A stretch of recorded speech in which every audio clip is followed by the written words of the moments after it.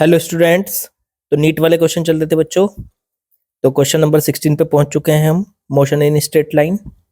चलो सवाल में देखते हैं क्या कहा है, जरा पढ़ते हैं। तो सवाल में बोला है a stone falls freely under gravity. एक स्टोन को फ्रीली छोड़ा गया ऊपर से। मान लो ये स्टोन है, फ्रीली छोड़ने का मतलब है उसकी इनिशियल स्पीड 0 है। ग्रेविटी के अंडर में छोड़ा तो वो नीचे जाएगा। अब इन्होंने कहा it covers distance h1 h2 and h3 in first 5 second, next 5 second and the next 5 second।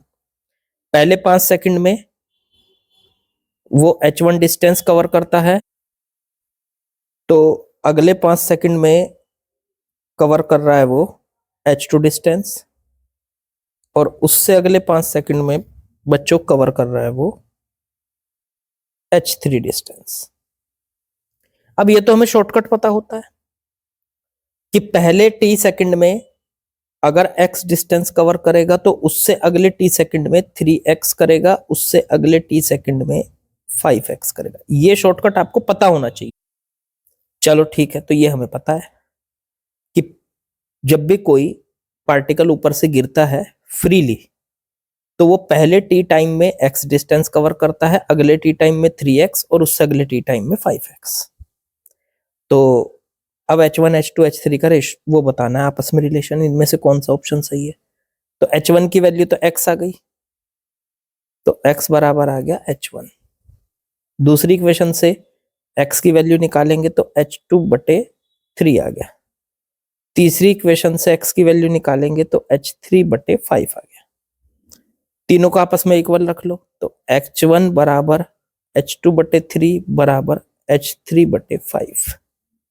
देखो तीनों x की तो वैल्यू है, पहली भी वैल्यू x की है, दूसरी वैल्यू x की, तीसरी वैल्यू x की, तीनों को बराबर रख दो तो ऑप्शन बैठ गया आपका B इज करेक्ट। चलो बच्चों ये वाला क्वेश्चन भी देखो, नीट में 2013 में आया हुआ है। इसमें क्या कहा है, इसमें बोला है कि displacement x of particle of mass m moving in one dimension under the action of force. मतलब मास m का कोई पार्टिकल है, उसका जो डिस्प्लेसमेंट है वो इस इक्वेशन से निकलता है। ये इक्वेशन दी हुई है, t बराबर अंडर रूट में x प्लस 3। x तो है पार्टिकल का डिस्प्लेसमेंट और t है उसका टाइम। अब ये बताना है the displacement of the particle when its velocity is 0। मतलब पार्टिकल का डिस्प्लेसमेंट उस टाइम पे बताना है जब उसकी वेलोसिटी 0 होगी। सबसे पहले आपको इसमें पता क्या काम करना है, इसमें आपको दोनों तरफ का, इसे 3 को इधर ले आओ, पहले अंडर रूट एक्स रह जाएगा, उधर दोनों तरफ का स्क्वायर कर लो। t माइनस 3 का स्क्वायर अंडर रूट एक्स का स्क्वायर करेंगे तो x हो जाएगा। स्क्वायर करते हैं तो स्क्वायर का फॉर्मूला खोल दो, टी स्क्वायर प्लस 9 माइनस का 6t। a माइनस बी का होल स्क्वायर का फॉर्मूला खोल दिया हमने। अब यहां से x मतलब डिस्प्लेसमेंट जो आ गया वो आ गया टी स्क्वायर माइनस 6t और प्लस में 9। ठीक है, ये आ गया। अब यहां से अगर वेलोसिटी निकालनी हो तो इसका डिफरेंशियल कर दो dx बटे dt, ये आ जाएगी वेलोसिटी। डिफरेंशियल करते हैं तो टी स्क्वायर का 2t हो गया, माइनस का 6x का माइनस का 6 हो गया, t का 1 हो गया, 9 का 0 हो गया। ठीक है, ये आपको डिफरेंशियल करना आना चाहिए बच्चों, डिफरेंशियल नहीं आएगा तो अटकोगे। तो v बराबर आ गया 2t माइनस 6। ठीक, तो वेलोसिटी आ गई। अब इसने पूछा है कि वेलोसिटी 0 कब होगी, जब इसकी वेलोसिटी 0 होगी, जब इसकी वेलोसिटी 0 होगी उस टाइम पे हमको इसका डिस्प्लेसमेंट निकालना। तो इसको 0 रख के देख लो कब हो रही है ये। तो 2t बराबर 6 आ गया, t बराबर आ गया 3 बच्चों। अब ये t बराबर 3 को उठा के हम डिस्प्लेसमेंट निकालना है तो यहां रख देंगे। तो x बराबर आ गया t का स्क्वायर 3 का स्क्वायर माइनस 6 इंटू 3 प्लस में 9। 3 का स्क्वायर हो गया 9 माइनस 18 प्लस 9, तो 18 माइनस 18 कितना हो गया 0। इसका मतलब t बराबर 3 पे इसका डिस्प्लेसमेंट 0 है। जब इसकी वेलोसिटी 0 है उस टाइम पे इसका डिस्प्लेसमेंट भी 0 आ गया, तो आंसर हो गया 0 metre. Option B is correct. चलो नेक्स्ट, चलिए नेक्स्ट क्वेश्चन में आते हैं। कुछ इसी टाइप का क्वेश्चन है जो अभी जैसा हमने अभी किया था। The motion of particle along straight line is described by the equation. Equation दे रखी है x is equal to 8 plus 12t minus t cube. x meter में दिया है, t सेकंड में दिया है, ठीक है। The retardation of particle when it's velocity becomes zero, जब इसकी वेलोसिटी जीरो होगी उस टाइम पे इसका रिटार्डेशन कितना होगा। तो भाई पहले तो इसका डिफरेंशियल करके वेलोसिटी निकाल लो, dv dx बटे dt। 8 का डिफरेंशियल, x का डिफरेंशियल करना मतलब इस पूरी इक्वेशन का डिफरेंशियल करना। 8 का 0, 12t का 12 हो गया, माइनस टी क्यूब का 3t स्क्वायर हो गया। अब देखो वेलोसिटी आ गई 12 माइनस 3t स्क्वायर, इसको रख दो 0, तो यहां से 3t स्क्वायर को उधर ले गए, प्लस हो गया बराबर 12, तो t स्क्वायर बराबर आ गया 4, 3 से डिवाइड कर दिया 12 को, तो t बराबर आ गया 2 सेकेंड। ठीक है, तो 2 सेकंड पे इसका जो डिस्प्लेसमेंट है, सॉरी वेलोसिटी जीरो है, तो वेलोसिटी जीरो है t बराबर 2 सेकंड पे।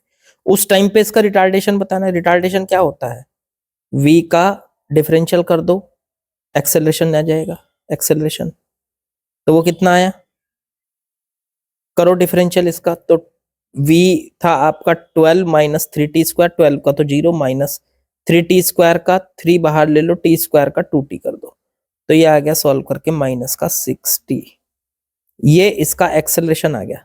यहाँ एक्सेलरेशन में जब माइनस लगा होता है तो हम समझ जाते हैं वो एक्सेलरेशन नहीं है, वो रिटार्डेशन है। ठीक है, तो ये माइनस क्या बता रहा है कि ये एक्सेलरेशन नहीं, ये रिटार्डेशन है। अब t की जगह क्या रखना है हमको इसमें 2, क्योंकि 2 पे निकालना है, तो a बराबर आ गया माइनस का 6 इंटू 2 मतलब माइनस 12। अब माइनस हम हटा देंगे क्योंकि हमें ऑलरेडी पता है ये रिटार्डेशन है, तो आंसर आ गया हमारा 12 मीटर पर सेकेंड स्क्वायर। तो ये आ गया ऑप्शन डी इज करेक्ट। तो ये आपका क्वेश्चन हो गया। नेक्स्ट क्वेश्चन पे चलते हैं। चलिए नेक्स्ट क्वेश्चन में आते हैं बच्चों। इसमें क्या बोला है इसने, इसमें कहा a body is moving with velocity 30 metre per second towards east, east की तरफ जा रही है body. After 10 second its velocity becomes 40 metre per second towards north. देखो भाई हमें इधर बनाना है ईस्ट, वेस्ट, नॉर्थ, साउथ। ठीक है, जब बॉडी ईस्ट की तरफ चलती है तो उसकी स्पीड है 30 मीटर पर सेकेंड ईस्ट की तरफ। थोड़ी देर के बाद ये वेलोसिटी कह सकता हूं मैं v1। ठीक है, कुछ टाइम के बाद उसकी वेलोसिटी किस तरफ हो जाती है, 10 सेकंड के बाद उसकी वेलोसिटी साउथ की तरफ, नहीं साउथ नहीं, नॉर्थ, एक मिनट गलत लगा दी मैंने, नॉर्थ की तरफ हो जाती है उसकी वेलोसिटी, इस तरफ हो गई, कितनी, 40 मीटर पर सेकेंड, इसको कह दो v2। ठीक है, अब उसकी एवरेज एक्सेलरेशन निकालना है, तो v1 दिया है initial velocity, final velocity v2 दी है, तो एक्सेलरेशन का फॉर्मूला होता है v2 vector minus v1 vector बटे में डेल्टा t। अब v2 क्या है, v2 है सर 40 40, लेकिन ये फॉर्मूले में जब रखना होता है ना, डायरेक्शन के साथ रखना होता है, तो डायरेक्शन इसकी क्या होगी, तो भाई डायरेक्शन इधर मान लो x एक्सिस, इधर मान लो y एक्सिस, तो x की डायरेक्शन होती है i कैप और y की डायरेक्शन होती है j कैप। तो इसका मतलब v2 क्या आ जाएगा, 40 है y की डायरेक्शन में तो j कैप, माइनस v1 कितना है 30 i कैप, और बटे में इसका टाइम कितना लगा 10 सेकंड, तो 10। अब ये 0 से 0 ऊपर कॉमन आके कट गई, तो ये बचा 4j कैप, एक मिनट बोल रहा हूं 4 लिखा 3, तो 4j cap minus 3i cap, ये आ गया एक्सेलरेशन। लेकिन एक्सेलरेशन का तो मैग्नीट्यूड दे रखा है ऑप्शन में, तो एक्सेलरेशन का मैग्नीट्यूड या किसी वेक्टर का मैग्नीट्यूड कैसे निकालते थे, i के कोफिशिएंट का स्क्वायर तो -3 का स्क्वायर, प्लस j के कोफिशिएंट का स्क्वायर 4 का स्क्वायर, और अगर k भी हो तो k के कोफिशिएंट का भी स्क्वायर, और पूरे का अंडर रूट। ये निकालना होता है मैग्नीट्यूड निकालने का तरीका। 3 का स्क्वायर 9, 4 का स्क्वायर 16 और पूरे का अंडर रूट, तो ये आ गया अंडर रूट में 25, और 25 का अंडर रूट होता है 5 मीटर पर सेकेंड स्क्वायर, तो आंसर हो गया 5 मीटर पर सेकेंड स्क्वायर।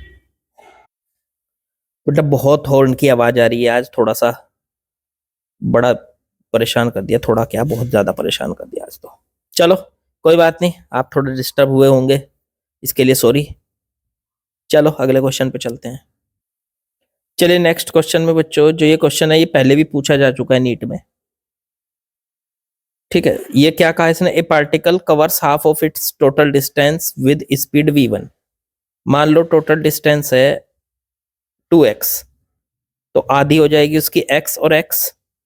अब पहली आधी डिस्टेंस को v1 स्पीड से चल रहा है, अगली आधी डिस्टेंस को v2 स्पीड से चल रहा है पार्टिकल। इट्स की एवरेज स्पीड बतानी है, बहुत आसान है। एवरेज स्पीड का फॉर्मूला होता है टोटल डिस्टेंस बटे में टोटल टाइम। टोटल डिस्टेंस हो गई x प्लस एक्स और बटे टोटल टाइम। मान लो पहले को टाइम लगा t1, दूसरे में टाइम लगा t2, तो डिस्टेंस बराबर होती है स्पीड टाइम होता है डिस्टेंस बटे स्पीड। डिस्टेंस x बटे स्पीड हो गई v1। ऐसे ही इसमें डिस्टेंस x बटे स्पीड v2।